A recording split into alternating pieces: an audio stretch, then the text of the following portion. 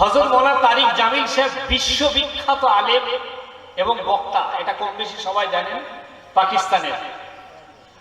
তার কথাতে সালমান খান, আমির খান পর্যন্ত তিনি নিজে একটু সময় চেয়েছিলেন। তাদেরই বিবৃতি যে হযরত যখন আমার সাথে কথা বলতে মানে সময় চেয়েছিলেন 5 মিনিটের জন্য, উনি ঘন্টাখানেক আমার সাথে কথা বলেছেন, আমি এমন ভাবে নিজেকে হারিয়ে ফেলেছি। পাকিস্তানের সাইদ আনোয়ার থেকে শুরু করে বড় বড় গিটাররা পর্যন্ত আজকে তার ছায়াতলে এসে ইসলামের মূল স্রোতে তারা এসছে। এত বিশ্বমানের আলেম তিনি। পাকিস্তানের একটা বড় ক্লাবে গেছে, সেই ক্লাবের 300 সদস্য আছে। কি সুন্দর উপস্থাপনা! আল্লাহ যাকে বড় করবে তার ধৈর্য এরকম। তো যখন ক্লাবে গেছে, ক্লাবের সেক্রেটারি বলছে, হযরত কি ব্যাপার, আপনি আজকে আমাদের ক্লাবে এসেছেন? বলছে, বাবু তোমাদের ক্লাবে আমি এই কারণেই এলাম, যেটা আমাদের মুসল্লিদের দরকার ছিল সেটা আমরা পারিনি, তোমরা করেছো। বলছে কি? বলে কোনো মানুষের জ্বর হলে, অসুস্থ হলে তোমরা তাকে ট্রিটমেন্টের জন্য এগিয়ে যাও, কোনো গরিব মানুষের বস্ত্র তুলে দাও, তোমরা ব্লাড ডোনেশন করো, কারো রক্ত লাগলে তাকে রক্ত দাও। এত জনকল্যাণমূলক কাজ করো তোমরা, যেগুলো আমাদের মুসল্লিদের দরকার ছিল সেগুলো তোমরা করছো। এই তোমাদের এই কাজ দেখে আমি অভিভূত, আপ্লুত।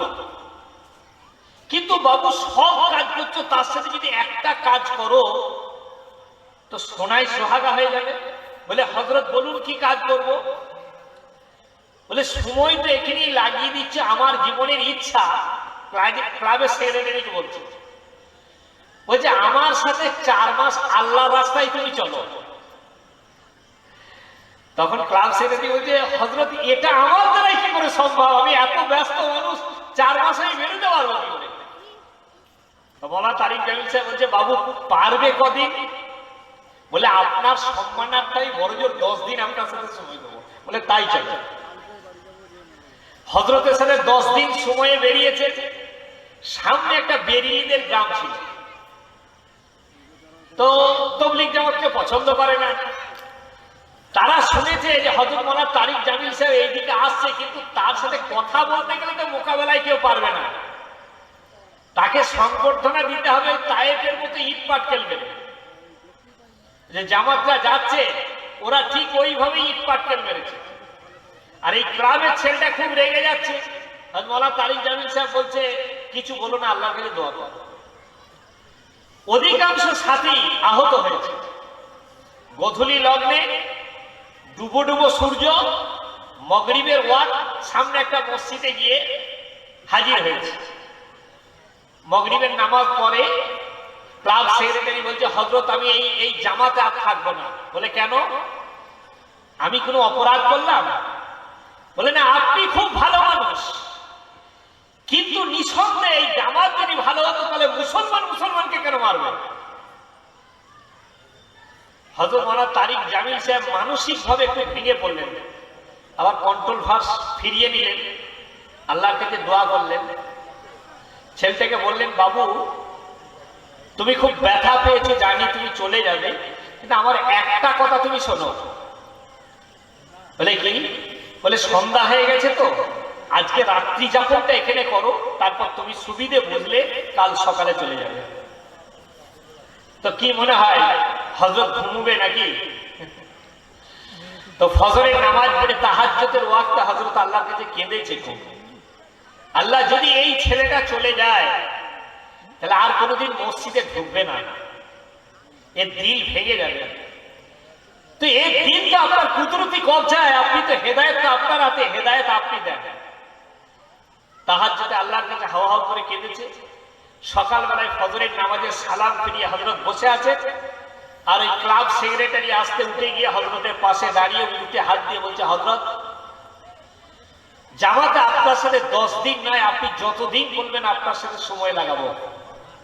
বলে কি হলো? বলে আজকে রাত্রি বেলায় মাথায় সবুজ পাগড়ি পরিহিত সুন্দর একটা চেহারার মানুষ স্বপ্নে আমাকে বলছে, হে নওজোয়ান, তুমি সামান্য আঘাতে তুমি এই দিনের রাস্তা থেকে চলে যাবে, তায়েফের ময়দানে আমাকে কি করা হয়েছে দেখো আমার চেহারাটা। আমি যদি ফিরে যেতাম তাহলে উম্মত কি কোন অবস্থা উম্মতের হতো। আজকে আল্লাহ রসুল নিজে আমাকে স্বপ্নে জিয়ারত করিয়েছেন, বলো সুবহানাল্লাহ। ম্যানেজমেন্ট কাকে বলে? তিনি মুসল্লিদেরকে বলবো, নেগেটিভ কোনো কথা বলবেন না, পজিটিভ কথা বলে, বাবু এত জনকল্যাণমূলক কাজ করছো তো এসো না মসজিদে, একসাথে জুড়ে সব কাজগুলো করি, মিলেমিশে কাজগুলো করি, দিলকে নৌবতী দিল তৈরি করব, মানুষের শুধু ভালাইয়ের জন্য। আরামবাগের আইসি নিজে আমার একটা খুব কাছের মানুষ, তাকে বলেছে মুসলিম কমিউনিটির প্রতি আমার ধারণা খারাপ ছিল, কিন্তু বিশ্ব ইজতেমায় আমার ডিউটি পড়েছিল,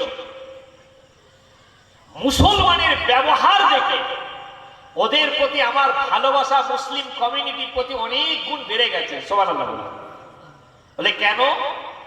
বলে একটা দলকে দেখলাম বাস খুঁজে পাইনি, 8 থেকে 10 বার এই জায়গায় ও জায়গায় ছুটাছুটি করছে, তবুও তাদের মুখে একটু বিরক্তির ছাপ দেখিনি। এবং মৌলানা সাদ সাহেব লাস্টের যে বিবৃতি কোটেশনটা দিয়ে গেছেন সেটা বিশ্ববাসীকে হিলিয়ে দিয়ে গেছে।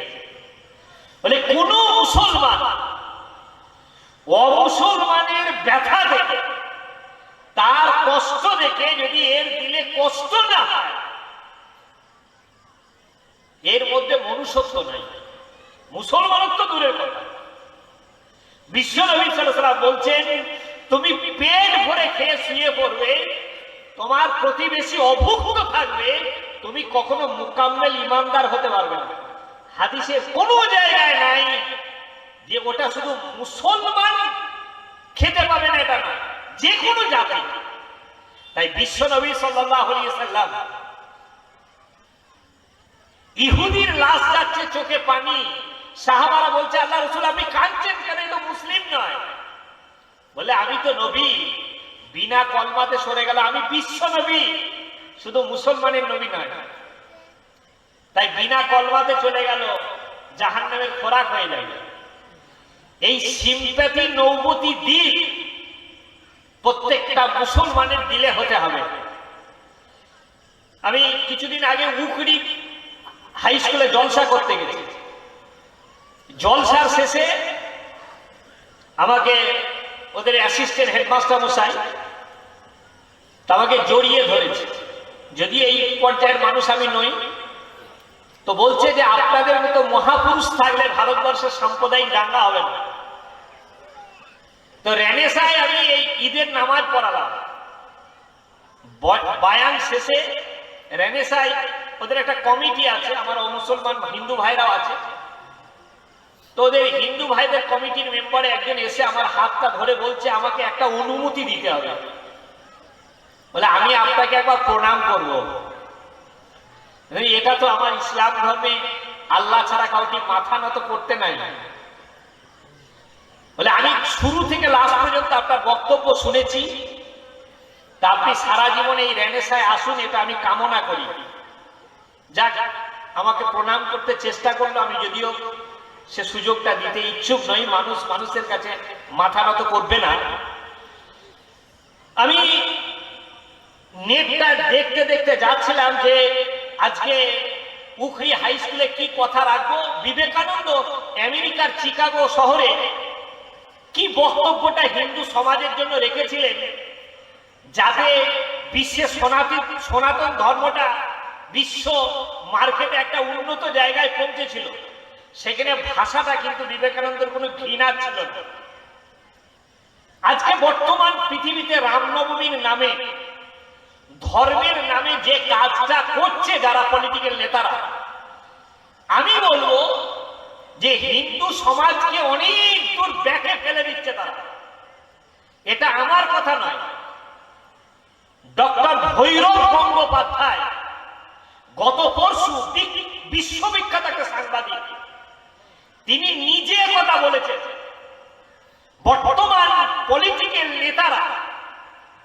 যেভাবে সনাতনী ধর্মটাকে কলুষিত করছে, এটা অনেক পিছিয়ে যাবে।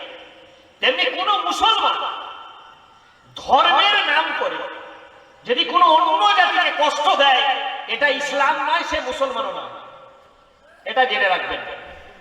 তার মধ্যে মুসলমানত্ব নয়। তো ইন্টারন্যাশনাল পরিধি মানুষের যখন কম হয়, তখন তারা এই বিবৃতিগুলো দেয়। আমরা অনেক সময় দেখি যে অনেক মুসলমান বলে যে হিন্দুর বাড়িতে খাওয়া যাবে, খ্রিস্টানের বাড়িতে খাওয়া যাবে, সাঁওতালের বাড়িতে খাওয়া যাবে, বিলকুল খাওয়া যাবে। বিশ্বনবী এটা দেখিয়ে গেছেন, মালটা হারাম যাতে না হয়। সেটা হারাম হলে মুসলমানের বাড়িতে খাওয়া যাবে না। বিশ্বনবী সাল্লাল্লাহু আলাইহি ওয়াসাল্লাম ইহুদির বাড়িতে খেয়েছে, যদিও সেই ইহুদি বিষ মাখা রুটিতে বিষ মাখিয়ে দিয়েছিল। তা আল্লাহ রাসূল সাল্লাল্লাহু আলাইহি ওয়াসাল্লাম জুরার জন্য, সম্প্রীতির জন্য ইহুদির বাড়িতেও খেয়েছে। তেমনি অনেক আমার অমুসলমান হিন্দু ভাইয়েরা বলছে মুসলমানের দোকানে এই নেওয়া যাবে না, মুসলমানের দোকানে এই কিনবে না, ওই কিনবে না। এই চিন্তার খোরাক কিন্তু কিছু কম বুদ্ধি সম্পূর্ণ ভাইয়েরা গিলে দিচ্ছে। এতে দেশের চরম ক্ষতি করছে, যেটা আজকে বিশ্ববাসীকে দেখিয়ে দিল যে তোমরা মুসলমানের রান্নাটা খাবে না, কিন্তু রান্না যে তেলটা সেটা মুসলিম দেশ থেকেই আসে। সামান্য একটু হরমুজ গোলামি বন্ধ করে দিয়েছে, কি অবস্থা!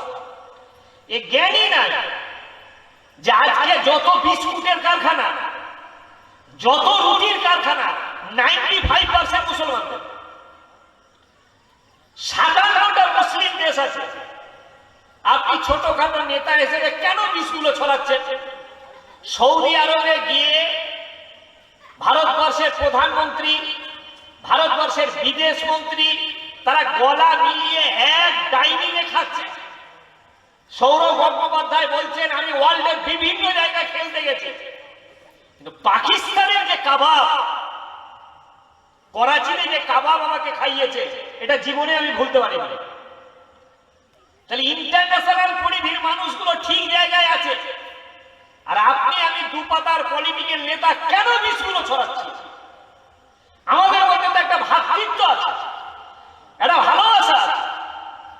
আমাদের গ্রামের অমুসলমান গুলো তাদের বাড়িতে আমি ছোটবেলায় দেখেছি যে মরে গেলে আমাদের বাড়ি থেকে কাঠ দিয়ে দিয়ে শ্মশানে পোড়াতো।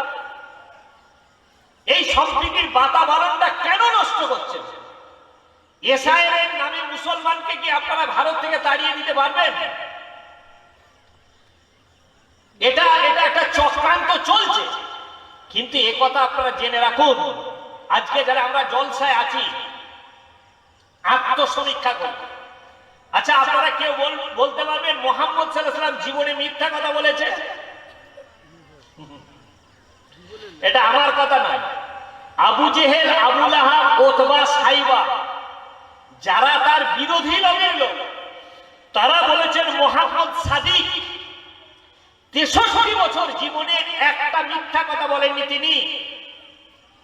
তিনি বলেছেন তোমরা দিনের অবাধ্য আচরণ করলে তোমাদের মাথার উপর জালেম বাদশা চাপিয়ে দেব। কথাটা আবার রিপিট করি, তোমরা দিনের অবাধ্য আচরণ করলে তোমাদের মাথার উপর জালেম। আমি বর্ধমানের এক শহরের একটা পাড়াতে জলসা করতে গেছি। ইমাম সাহেব বলছে দোয়া করুন, আমার কমিউনিটির মধ্যে 80% লাল পানি খাচ্ছে, 20% ডাইনিং এ খাচ্ছে নাকি বলতে পারবো না। এটা হলো আমার কমিউনিটির রেজাল্ট। কোরআনে কারিমে আল্লাহ বলছেন রব্বানা আতিনা ফিদ দুনিয়া হাসানা হাসানাতাও ওয়া ফিল আখিরাতি হাসানাতাও ওয়া কিনা আযাবান নার। এটা আমার কথা নয়, আল্লাহর কথা। আল্লাহ বলছেন হে আমার বান্দারা, তোমরা আমার কাছে চাও আল্লাহ আপনি আমাকে দুনিয়ায় সফলতা দান করুন। কোথায় বললাম? দুনিয়ায়। দুনিয়ায় দুনিয়ায় আগে দুনিয়া, তারপরে বলছে আখিরাতেও সফলতা দান করুন।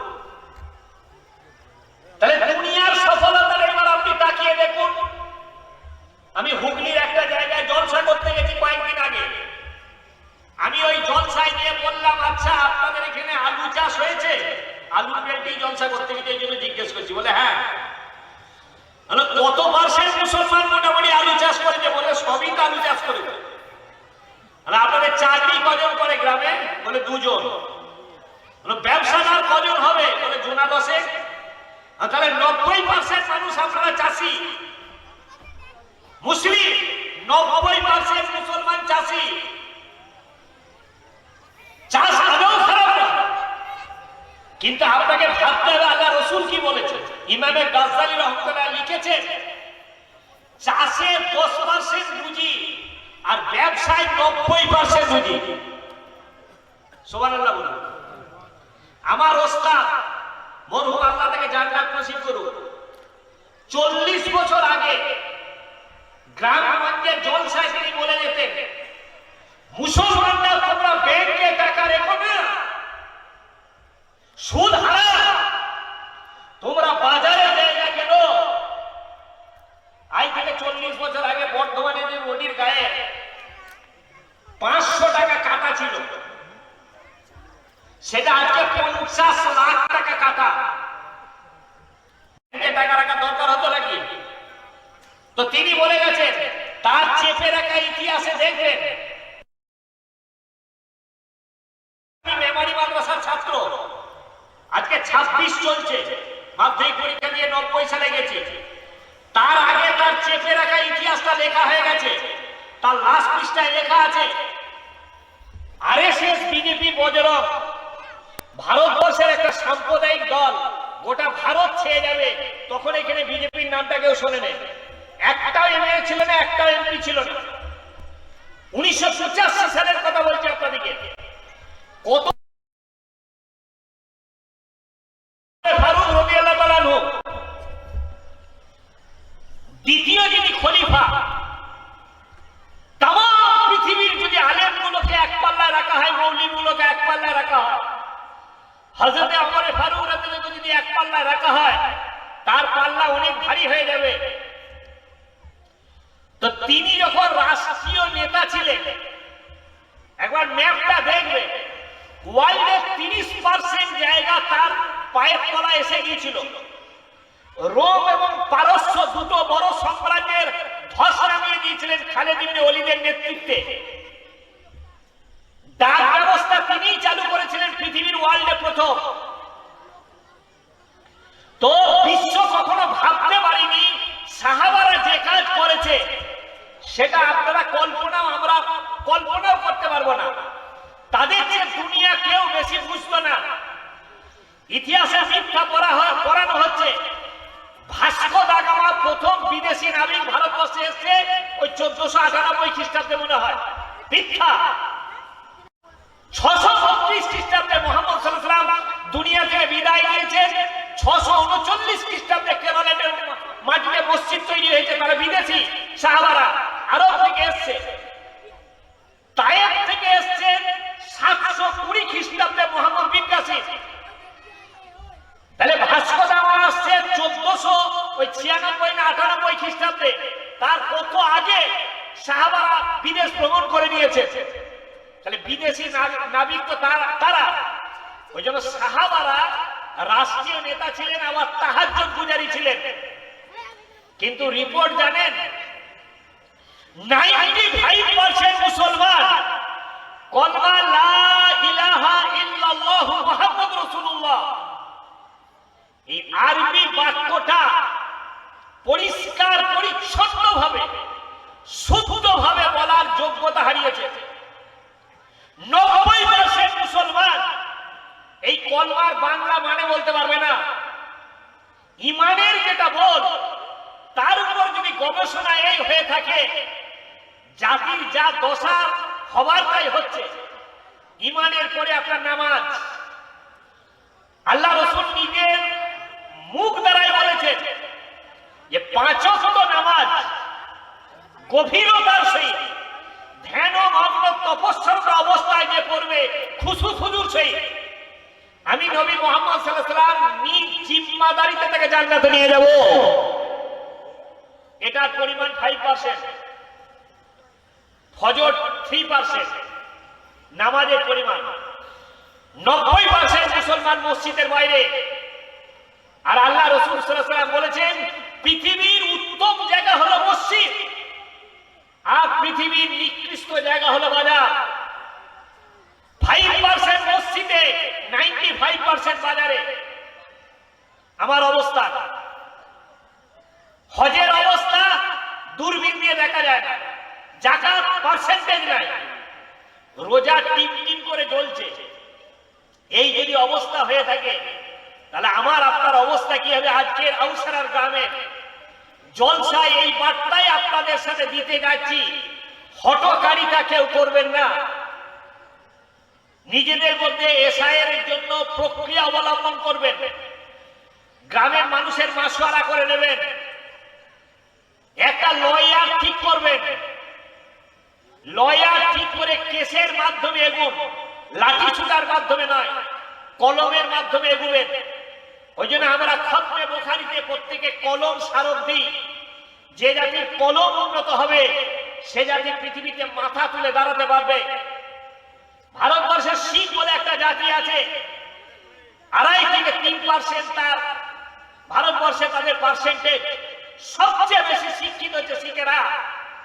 শিখেদের কোন ভিখারি কোন জায়গায় আপনি নজরে দেখতে পাবেন না। আপনাদের কেউ দেখেছেন ট্রেনে বাসে একটা শিখ ভিক্ষা করছে? দেখেছেন কেউ? পাবেন না। সবচেয়ে বেশি শিক্ষিত, সবচেয়ে বেশি অর্থশালী ওরা। 56 ইঞ্চি ছাতিটাকে চুপসে দিয়েছে 3% ওই শিখে, শুধু কৃষক আন্দোলন করে উইথড্র করতে বাধ্য হয়েছে। আর আমরা এত পার্সেন্ট আছি কেন এরকম হবে? তার মূল কারণ হচ্ছে আমরা নিজেদের মধ্যে ইউনিটি আনতে পারিনি। একজন ইমানদারের সহযোগিতার জায়গায় নাই। কলকাতা একটা মারোয়াড়িদের কাছে ভিক্ষা চাইতে গেছে, মুসলমানকে ভিক্ষা দিয়েছে, অন্য জাতিকে ভিক্ষা দিয়েছে, আর একটা মারোয়াড়ি এসছে তাকে ভিক্ষা দেয় না। বলে কি ব্যাপার, আপনার জাতিকে দিলেন না কেন? বলে না, ওকে ভিক্ষা দেবো না, ওকে আমি ব্যবসা শিখব। তো আপনারা এই যে এই কথাগুলো আমি আপনাদের সামনে বলছি, মৌলানা আবুল কালাম আজাদ, এই এরা যে আজকে চিৎকার করছে, দিলীপ বাবু একটা কথা বলেছিল, তার এগেনস্টে আমি তার বিবৃতি দিয়েছিল। মুসলমানরা এত মূর্খ কেন, এত ক্রিমিনাল কেন, এই কথাটা বলার কারণে আমি একটা বিবৃতি দিয়েছিলাম। তো কয়েক লক্ষ ভিউ হয়েছিল, দেখেছিলেন। ও কথাটা পরিপূর্ণভাবে ভুল বলেছে। যখনই সে বহু বচন ব্যবহার করবে, আমি দিলীপ বাবুকে বললাম যে আপনার এই জ্ঞান নাই। ভারতবর্ষের যিনি মিসাইল ম্যান, গোটা ওয়ার্ল্ডের মধ্যে 7 জন পরমাণু বিজ্ঞানীর মধ্যে একজন, ভারতবর্ষের প্রাক্তন রাষ্ট্রপতি এপিজে আব্দুল কালাম, তিনি মুসলিম। দেশ যখন ভাগ হয়ে গেল, পাকিস্তান জিন্না নিল, এইদিকে জওহরলাল নেহেরু, ভারতবর্ষের প্রথম শিক্ষামন্ত্রী যাকে করলেন তিনি একজন মৌলানা, তার নাম হচ্ছে মৌলানা আবুল কালাম আজাদ। তিনি সর্বপ্রথম ভারতবর্ষের পার্লামেন্টে এই কথা বলেছিলেন, শিক্ষা খাতে 10% ব্যয় করতে হবে। আজ এসে ভাই চিৎকার করে বলে এটা মৌলানা আবুল কালাম আজাদের কথা। 400 বছর ভারতবর্ষের মাটিতে এত ইন্টেলিজেন্ট লোক পয়দা হয়নি, তাকে শিক্ষামন্ত্রী করেছিল এই দেশ। তো আপনি কি বলছেন? আর একজন বলছে যে মাদ্রাসা পড়নেওয়ালা ছেলেদের, আরে মাদ্রাসা পড়নেওয়ালা ছেলে তাদের পার্সেন্টেজ তো 2%। এগুলো আপনি বাদই দেন না, এখনো পর্যন্ত রেজাল্ট আপনি কিছুই পাবেন না। আমাদের না এই ছেলেগুলো মসজিদের একটু নামাজ পড়ার জন্য, একটু জানাজার নামাজ পড়ার জন্য এদিকে রাখা হয়েছে। 98% ছেলে তো আমরা স্কুলের চত্বরে ছেড়ে দিয়েছি। সেই জায়গাগুলো কেন আজকে মেডিকেল কলেজে যখনই ছেলেগুলো 50টা ছেলের মধ্যে 44টা ছেলে মুসলিম ভর্তি হয়ে গেল, চান্স পেয়ে গেল, আপনি তো সেই কলেজ থেকেই আপনারা বন্ধ করে দিলেন। তাহলে এদের পাশে আপনারা দাঁড়াচ্ছেন কোথায়? আজকে চাকরির পরিমাণটা কোন জায়গায় আমরা তো পাঠিয়েছি। ওই জন্য আপনাদেরকে একটা কথা বলছি যে কোন জায়গায় রাজ্জাক কেউ নয়, আমার রাজ্জাক আমার আল্লাহ। আমার আল্লাহকে ধরে থাকি।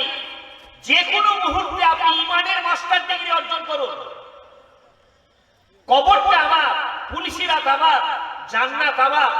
আমাকে মোকাম্মেল ইমান অর্জন করে আমাকে জান্নাতে যেতে হবে। ইমানের মাস্টার ডিগ্রিটা কেমন? এটা আপনাদের সামনে আমি শোনাচ্ছি। পরিস্থিতি যতই প্রতিকূল হোক না কেন, ইমানের বলিয়ানে আপনি অনুকূল করে নেবেন, তার জন্য আপনাকে ইতিহাস করতে হবে। ইন্নাল্লাহ আলা কুল্লি শাইইন কাদির, নিশ্চয় সমস্ত বিষয়ে শক্তি রাখে আমার আল্লাহ, আর কেউ নয়। আল্লাহই সব কিছু পারে, আর কেউ কিচ্ছু পারে না। ইতিহাস গবেষণা করুন। মুহাম্মদ সাল্লাল্লাহু আলাইহি ওয়াসাল্লাম শুয়ে আছে, আর একজন কাফের খোলা তরবারি নিয়ে বলছে, বল মুহাম্মদ, তুই যে বলিস তোর আল্লাহ তোকে বাঁচাবে, এবার বল তোকে কে বাঁচাবে? ইমানের শিক্ষা দিচ্ছে বিশ্ব মানবতাকে। ইতিহাস করুন। আল্লাহ রাসূল সঙ্গে সঙ্গে চিৎকার দিয়ে বলেন, আমার আল্লাহ বাঁচাবে। থরথর করে হাতটা কেটে ছড়া করে তরবারিটা মাটিতে পড়ে গেল। আল্লাহ রাসূল তুলে নিলেন, তুলে নিয়ে বলছে, বল এবার তোকে কে বাঁচাবে? বলে, মুহাম্মদ, তোমার হাত থেকে বাঁচার আমার কোন রাস্তা নাই। ঈমান শিখাচ্ছে তাকে, বলছে, বলো যে আল্লাহ আমাকে বাঁচিয়েছে সে আল্লাহ তোমাকে বাঁচাবে। কলমা পড়ে নিল। তাহলে আপনার বলছে, তোমাকে যদি সুরে চলিয়ে দেওয়া হয়, তোমাকে যদি জ্বালিয়ে দেওয়া হয়, তুমি আল্লাহর আসলে জীবনে কাউকে বসিয়ে না, তুমি শিরিক করো না, তো মুসলমান তুমি ডিফেন্স করো। কোন মুসলমান কোন অমুসলমান ভাইকে জোর করে আল্লাহ বলতে পারবেন না, এটা ইসলাম নিষেধ করেছে। লাকুম দীনুকুম ওয়ালিয়া দীন, তোমার ধর্ম তোমার কাছে, আমার ধর্ম আমার কাছে। জোর করে কাউকে রোজা রাখানো যায় না, সে ডুবে পানি খাবে। আপনাকে জোর করে জয় শ্রীরাম বলবে আর আপনি জয় শ্রীরাম বলে দেবেন, তাহলে কানা দাজ্জাল যখন বেরোবে, এক হাতে জান্নাত আর একে জাহান্নাম থেকে, বলে, বল আমাকে আল্লাহ, বলে দেবেন আল্লাহ? আপনার ইমানের পরীক্ষা নেবেন আল্লাহ, এত বড় জান্নাত আল্লাহ দেবে? তা আপনি যখন বলবেন, মুস্কানের মতো চিৎকার করে বলে দেবেন, আল্লাহু আকবার, আল্লাহু আকবার, আল্লাহু আকবার। এই ইমান তৈরি করতে হবে, তবে আমি আপনি সফলতার জায়গায়।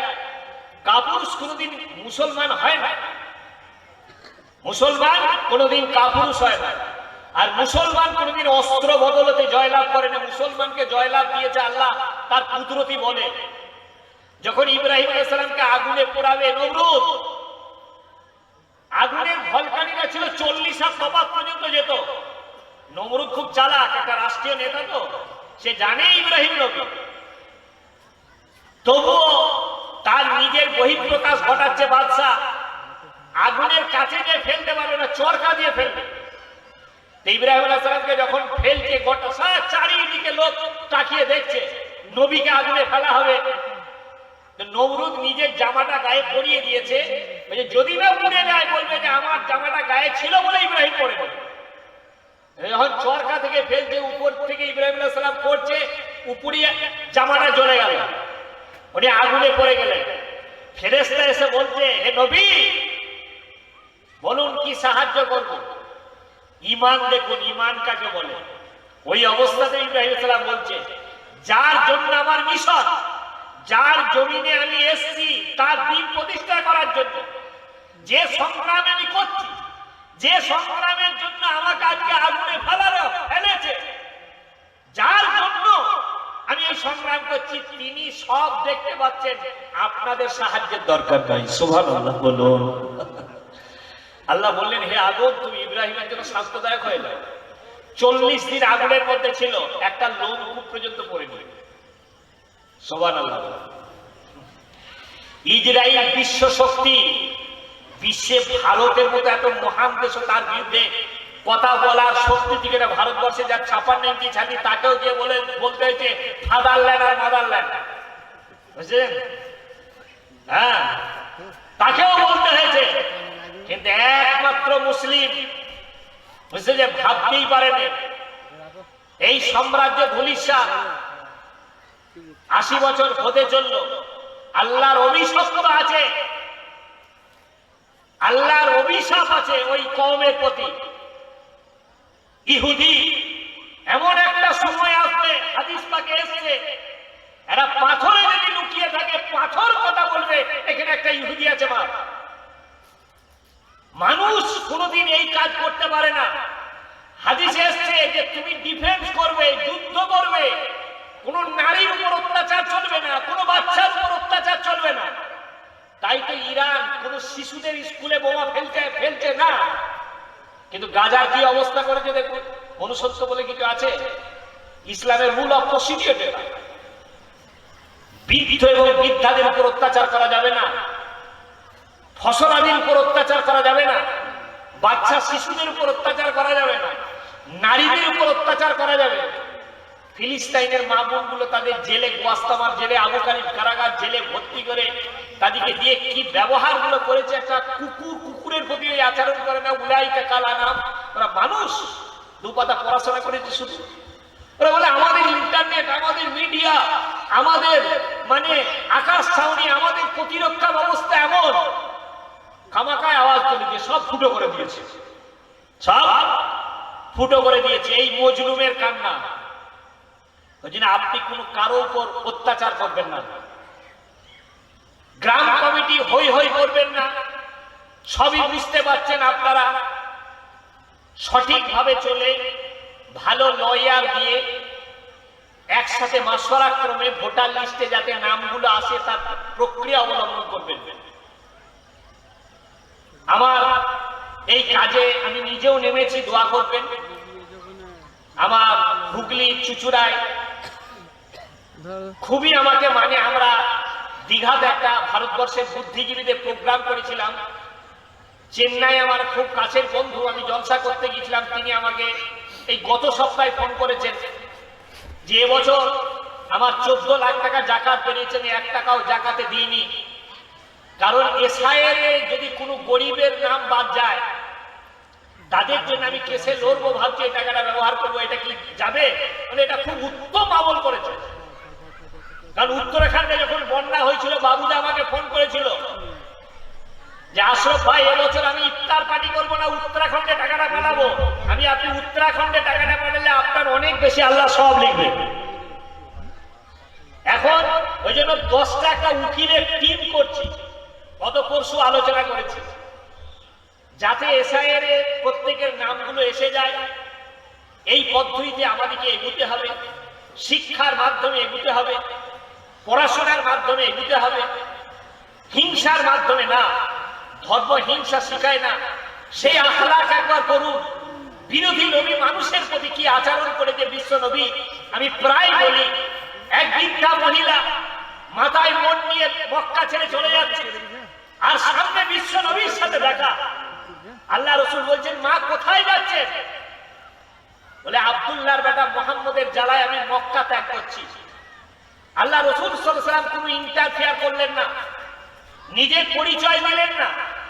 আল্লাহ রসুল বলছেন, মা মোটটা বইতে আপনার কষ্ট হচ্ছে, আমাকে দেন। মোটটা মাথায় তুলে নিল, নবতী চেহারা। মা আয়েশা রাদিয়াল্লাহু তাআলা বলছেন, ইউসুফ আলাইহিস সালামকে দেখে মহিলারা আঙুল কেটেছিল, আমার নবীকে দেখলে কলজে কেটে দিত। এইরকম একটা সুন্দর চেহারার সুপুরুষ ছেলে মাথায় মোট নিয়ে যাচ্ছেন, আর বৃদ্ধা বারবার তাকিয়ে দেখছে, এত সুন্দর ছেলেটা ঘেমে যাচ্ছে আর আমার মোট নিয়ে বয়ে যাচ্ছে। দরদ পয়দা হচ্ছে। গন্তস্থলে পৌঁছাবার পর বৃদ্ধা জিজ্ঞাসা করছে, বেটা তোমার পরিচয় দাও, তুমি এত সুন্দর চেহারার ছেলে আমার মোট বয়ে নিয়ে এলে। আব্দুল্লাহর বেটা মুহাম্মদকে নবী না করে যদি তোমাকে নবী করতো তাহলে আমি মক্কা ত্যাগ করতাম না। আল্লাহ রসুল মাথা হ্যাপ করে বিনয় নম্রতার সহিত বললেন, মা, যার ভয়ে আপনি মক্কা ত্যাগ করছেন আমি সে আব্দুল্লাহর বেটা মুহাম্মদ। সুবহানাল্লাহ বলুন। এত লজ্জিতা হলেন বৃদ্ধা, দুটো হাত সম্প্রসারিত করে দিয়ে বললে, বেটা আমাকে ভুল বোঝানো হয়েছে। চলো, যে শত্রু ভেবে মোট তুমি মক্কার বাইরে বার করেছো, আজ তোমার ধর্ম আমাকে পড়িয়ে দাও, চলো আমাকে মক্কার ভিতরে নিয়ে চলো। বন্ধু, এই হলো আমার নবীর আখলাক। আল্লাহ রাসূল সাল্লাল্লাহু আলাইহি ওয়াসাল্লাম কোনোদিন কারোর উপর আক্রমণ করেনি, তিনি ডিফেন্স করেছেন। মক্কাতে 5-16টা মাতাল তার ঘরটা ঘিরে রেখেছে। আল্লাহ রাসূল সাল্লাল্লাহু আলাইহি ওয়াসাল্লাম 4টি কাকর নিয়ে সূরা ইয়াসিন পড়ে ফুঁক দিয়ে দিল, কুফফারদের চোখে পর্দা পড়ে গেল। তিনি বেরিয়ে চলে গেলেন, কাঁদতে কাঁদতে বলছে, হে মক্কার মাটি, হে বাইতুল্লাহ, এটা আমার মাতৃভূমি, এখান থেকে আমি যেতে চাইছি না, কিন্তু এখানে আমাকে রাখছে না। কাঁদতে একান্তে তিনি মক্কায় যাচ্ছেন, বন্ধু আবু বকর সিদ্দিক রাদিয়াল্লাহু আনহু নিয়ে গাড়ে সরে তিনি লুকিয়েছিলেন 5000 ফুট উচ্চতা পাহাড়টা, সেই গর্তই তিনি ছিলেন বন্ধুকে নিয়ে 3 দিন 3 রাত।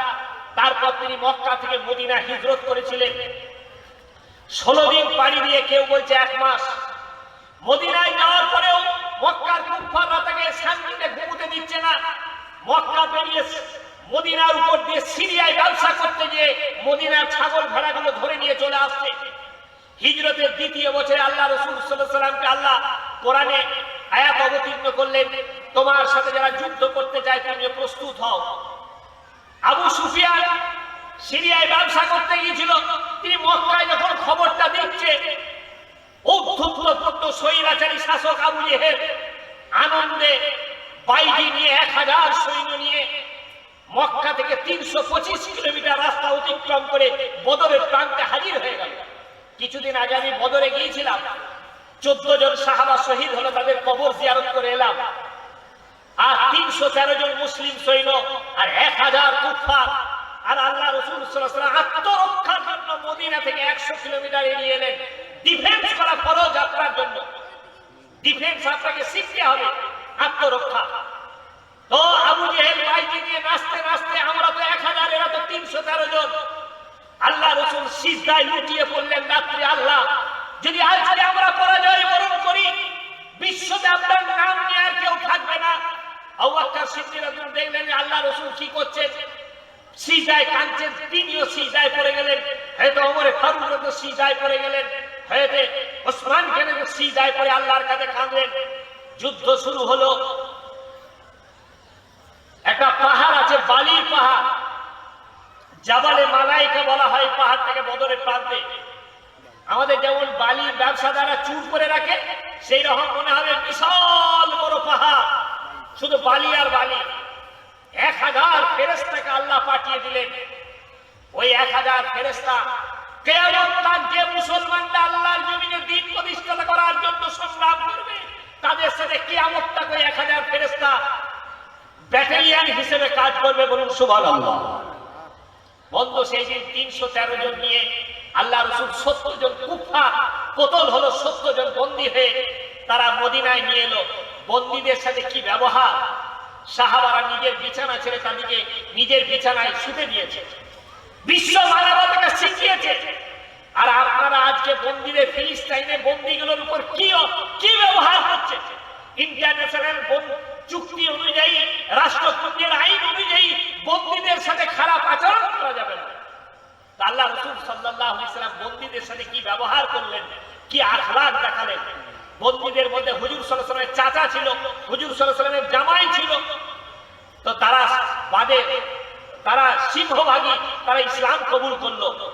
যে 16 জন পার মাথা আল্লাহ রাসূল সাল্লাল্লাহু আলাইহি ওয়াসাল্লামের ঘরটা ঘিরে রেখেছিল, তাদের মধ্যে 11 জন বদর প্রান্তে গিয়েছিল, 11 জনের কতল হয়ে গিয়েছিল। আল্লাহ তাবারক তাআলা অহংকারকে পছন্দ করে না। আবু জেহেল বিখ্যাত বীর, তিনি বদর প্রান্তে চিৎকার করেছিলেন। আর 2টো বাচ্চা ছেলে, আব্দুর রহমান ইবনে আউফ রাদিয়াল্লাহু আনহু জিজ্ঞেস করছেন, চাচাজান, মক্কা মুকাররমায় আবু জেহেল আমার রাসূলকে খুব কষ্ট দিয়েছে, আবু জেহেল কোনটা? বলে ওইটা। ক্ষিপ্র গতিতে ভিতরে ঢুকে একটা ছেলে মারল তরবারি, ঘোড়ার পাটা কেটে গেল। আর একটা ছেলে লুটিয়ে পড়লেন, একদম মাটিতে লুটিয়ে পড়ে বিদায় মুহূর্তে বিবৃতি চাইছে। আবু জেহেল, তোমার বিদায়ী ভাষণ কি বলে দাও। আমার মতো বীর মুহাম্মদ সাল্লাল্লাহু আলাইহি ওয়াসাল্লামের 2টো বাচ্চা আমাকে শেষ করে দিলে, এটা আমার অব্যক্ত বেদনা। এই বলে তাকে দুনিয়া থেকে যেতে হলো। বিশ্ব মানবতা থেকে এই শতাব্দীতেও দেখিয়েছে, ন্যাটোভুক্ত 36টা দেশ, আরো বাকিগুলো নিয়ে 42টা দেশ, একটা পাগড়ি পরিহিত জাতি, যাদের হাতে কোনো অস্ত্র ছিল না, তারা আল্লাহর জমিনে আল্লাহর উপর তাওয়াক্কুল করেছিল। 20 বছর পর কুত্তার মতো ভেঙে তাদেরকে চলে যেতে হয়েছে। সুবহানাল্লাহ। যখন আপনি আল্লাহর হবেন, আল্লাহ আপনার হবে। কোরআনে এসেছে, ওয়ালা তাকুল লিমান ইউক্তালু ফি সাবিলিল্লাহি আমওয়াত বাল আহইয়ু ওয়ালাকিন লা তাশউরুন।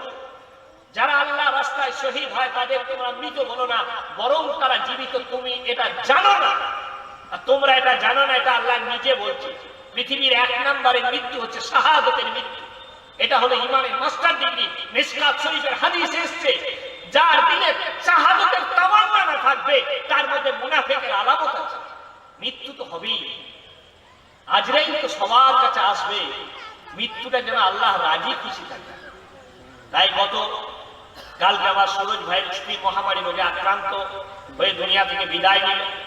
আউসারা গ্রামের অনেক পরিচিত মানুষ যারা জীবনে অনেক ভালোবেসেছে, শ্রদ্ধা করেছে, ঈদগার ময়দানে পশ্চিম পাড়ায় ইমামতি করেছে, এখানে ঈদের ভাষণ বায়ান করে আবার চলে গেছে ওইখানে ঈদের নামাজ পড়াতে, ঈদগাহ তৈরি করার জন্য। তাপমার জনসাধারণ দারুল উলুম শিহারা বাজার মাদ্রাসা, আমি 2007 সালে পশ্চিম পাড়া থেকে যখন গেছি তখন 2 বিঘে 14.5 কাঠা জায়গা কেনার জন্য 18,53,হাজার টাকা দাম হয়েছিল, 34,000 টাকা কাঠা হিসেবে দাম ছিল। তা আপনাদের মধ্য থেকে অনেক হিতাকাঙ্ক্ষী ব্যক্তি অংশগ্রহণ করেছিলেন, তাদের মধ্যে অনেকেই দুনিয়া থেকে বিদায় নিয়েছে। সেই জায়গা কিনতে গিয়ে 10.5 বিঘে জায়গা মদিনাবাগে আমরা কিনি 96,20,000 টাকা দিয়ে। 2010 সালে ডিসেম্বর মাসে আমরা কিনি। 2011 সালে বাংলার দ্বিতীয় বৃহত্তম মসজিদের ঈদ হয়। 2013 সালে মিশন শুরু হয়। তারপরে এখন 13-14টা সংস্থা চলছে, আলিফ বা থেকে শুরু করে মুফতি পর্যন্ত পড়ানো হচ্ছে এই প্রতিবেশী মাদ্রাসায়।